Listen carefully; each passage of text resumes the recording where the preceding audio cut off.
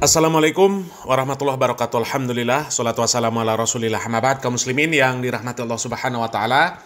Di video sebelumnya kita sudah mengangkat tema di mana haji tahun 2025 ini adalah haji yang paling kacau kaum muslimin. Karena kurangnya kesiapan dari Kementerian Agama untuk mengikuti sistem yang sudah diterapkan oleh pemerintah Arab Saudi. Yang sebenarnya sistem itu sudah diterapkan sejak 2023 kemarin. Ya. Seharusnya pemerintah Indonesia ini ya sudah mempelajari sistem tersebut dengan baik. Ya, meskipun sebenarnya di tahun 2024 Indonesia juga sudah memakai sistem syarikah ya, yang sebelumnya pakai sistem muasasah. Ya, tapi di tahun 2024 hanya satu syarikah yang dipakai oleh Indonesia, yaitu Masyair. Akan tetapi di musim haji 2025 ini sudah ada 8 syarikah yang mengelola atau mengatur jamaah haji kaum muslimin. Tapi sepertinya pendistribusian data jemaah haji oleh syarikah, ya terutama yang ada di Indonesia, ini sepertinya tidak terdistribusi dengan baik, ya. Sehingga ada kabar-kabar bahwa ada satu kloter jamaah yang berangkat dari Surabaya. Itu ketika sampai ke Arab Saudi, mereka diatur oleh 3 syarikah. Padahal satu kloter. Ya. Satu kloter pemberangkatan dari Indonesia yang mungkin ya kalau di Indonesia ini diberangkatkan oleh satu syarikah, diatur oleh satu syarikah, akan tetapi ketika sampai ke Arab Saudi, mereka diatur oleh 3 syarikah. Sehingga ada jamaah haji yang terpisah dari suaminya, terpisah dari istrinya, terpisah dari anaknya, ya terpisah dari mahramnya lah ya. Dan secara umum ya terpisah dari rombongannya lah kaum muslimin ya. Bahkan dikabarkan satu kloter jamaah haji asal Surabaya itu terpisah menjadi 15 hotel. Dikelola oleh syarikah yang berbeda, oleh 3 syarikah. Ini kan sebenarnya sistem yang ya mau tidak mau dikatakan kacau kaum muslimin ya. Padahal harapannya dengan banyaknya syarikah yang mengelola jamaah haji, mengatur jamaah haji, seharusnya lebih ringan ya daripada kemarin. Di tahun 2024 hanya satu syarikah yang mengelola seluruh jamaah haji yang ada di Indonesia. Sekarang ini ada 8 syarikah, seharusnya pekerjaannya lebih ringan lagi ya, karena sudah terbagi menjadi 8 dari kuota haji yang ada di Indonesia ini terbagi menjadi 8 yang sebelumnya tumplek-blek diatur oleh satu syarikah ya. Kalau diatur oleh satu syarikah tentu lebih berat lagi kaum muslimin ya. Dan ada pertanyaan-pertanyaan kaum muslimin, apakah memang ini murni kesalahan dari kerajaan Arab Saudi atau pemerintah Arab Saudi yang mengganti sistem yang sebelumnya berbasis muasasah kemudian berbasis syarikah? Ya, apakah memang karena kurangnya kesiapan dari pemerintah Indonesia khususnya dalam mengikuti sistem yang sudah diterapkan oleh pemerintah Arab Saudi ya? Coba kita simak video ini kaum muslimin. Sahabat semua, musim haji tahun 2025 kali ini menghadirkan sebuah permasalahan serius bagi sebagian jemaah haji asal Indonesia. Berdasarkan laporan yang diterima dari sumber resmi Kementerian Haji dan Umroh Arab Saudi pada Senin, 19 Mei 2025, terjadi tumpang tindih data jemaah haji Indonesia yang mengakibatkan sejumlah jemaah terpisah dari keluarga mereka dan mengalami kesulitan dalam menemukan akomodasi. Sumber tersebut menegaskan bahwa insiden ini bukan disebabkan oleh prosedur dari pihak Arab Saudi, melainkan berasal dari kesalahan operasional 8 perusahaan Indonesia yang bertanggung jawab dalam mengelola dan melayani jemaah haji. Sayangnya, kegagalan koordinasi dan distribusi data oleh perusahaan-perusahaan ini menyebabkan kekacauan dalam penyusunan kelompok perjalanan jemaah. Salah satu kesalahan paling mencolok adalah tidak didistribusikannya informasi jemaah dengan tepat kepada masing-masing perusahaan penyedia layanan. Hal ini membuat banyak jemaah tidak mengetahui lokasi penginapan mereka saat tiba di Tanah Suci.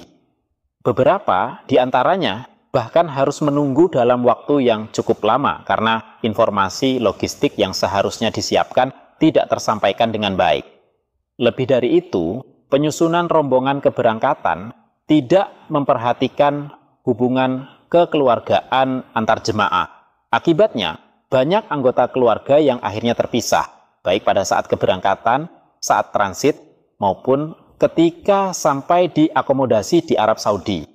Ada pula kejadian di mana nama-nama jemaah dari perusahaan yang berbeda dicampur dalam satu rombongan, menciptakan kebingungan yang tidak hanya menghambat kenyamanan jemaah, tetapi juga menyulitkan pengelolaan logistik oleh otoritas Arab Saudi. Yang lebih memprihatinkan lagi, data yang dibutuhkan oleh otoritas Saudi tidak dikirimkan secara akurat sebelum keberangkatan dari Indonesia. Hal ini berdampak langsung terhadap sistem koordinasi dan pengaturan jemaah saat kedatangan, serta memperlambat proses penempatan dan pelayanan.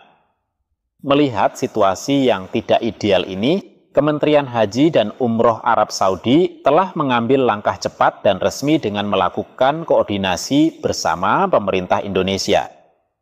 Saat ini telah dibentuk tim khusus dari pihak Indonesia untuk memperbaiki kesalahan tersebut di lapangan.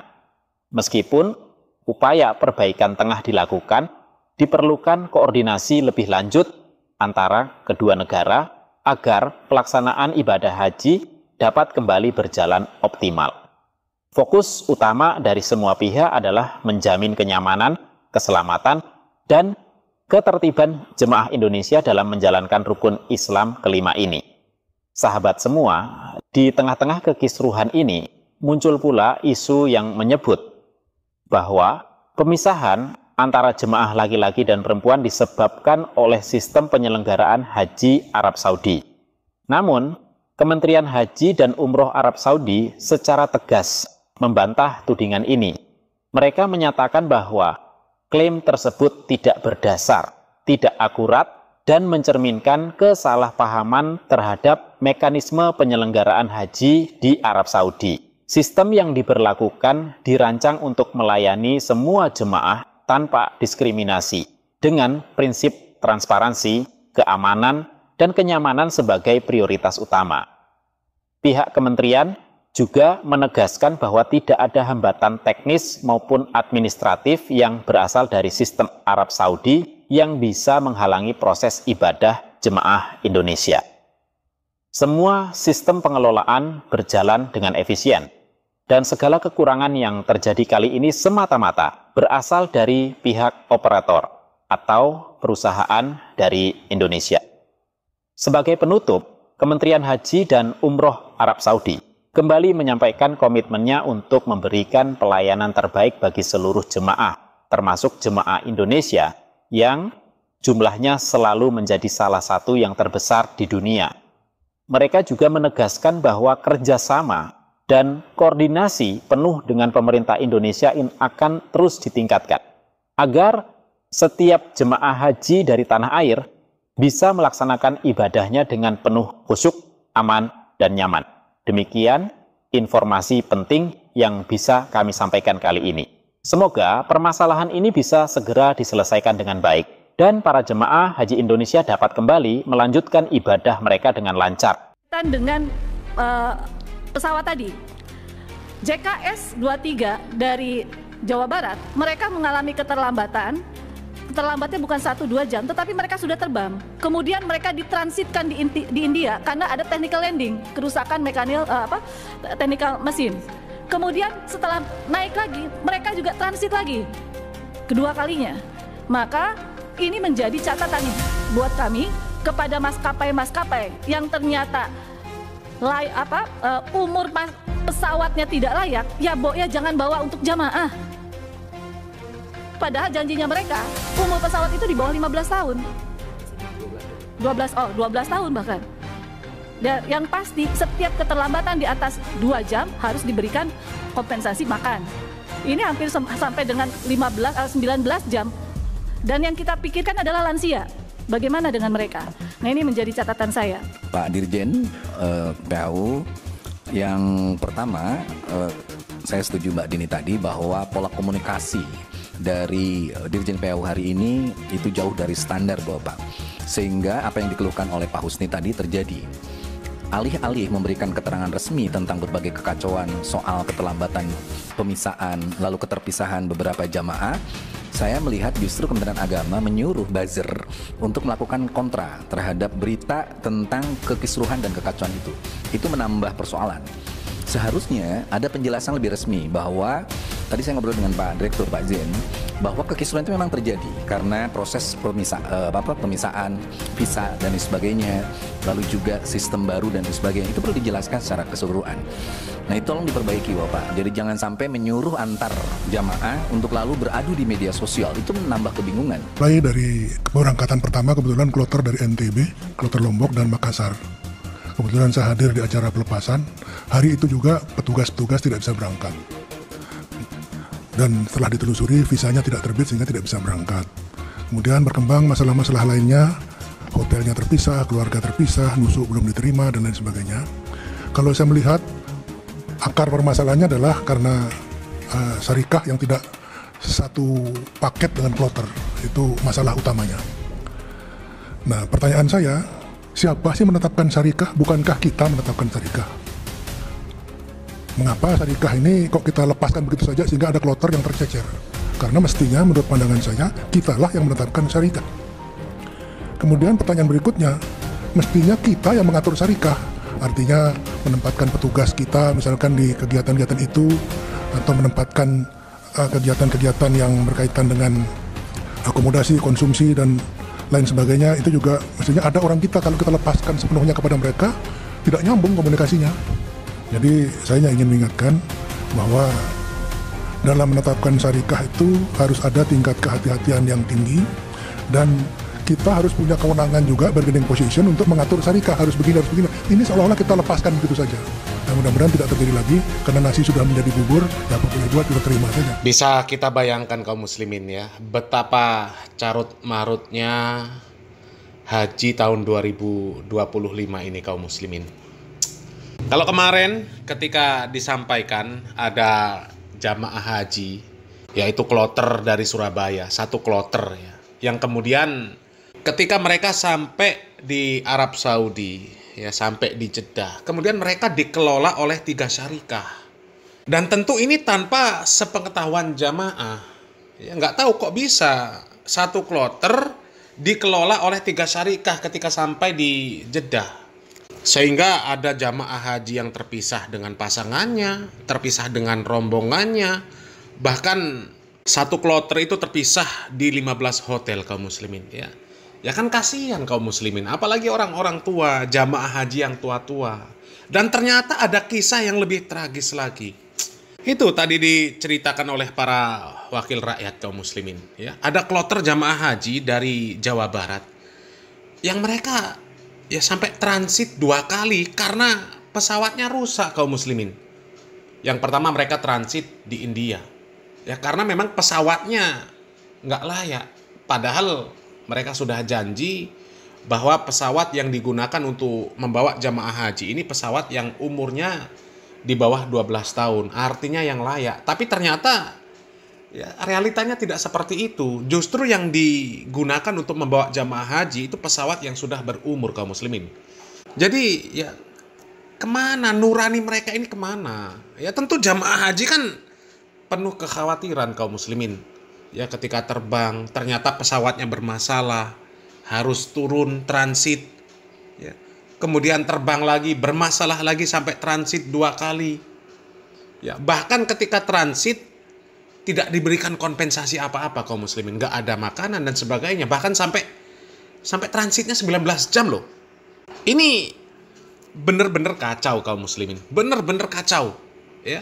Dan dari video yang sudah kita simak tadi kaum muslimin itu jelas kesalahan bukan dari pihak pemerintah Arab Saudi yang menerapkan sistem syarikah tersebut, tapi jelas itu karena kesalahan operasional dari 8 syarikah yang ada di Indonesia ini. Yang mereka ya jelas gagal di dalam mendistribusikan data jamaah hajinya.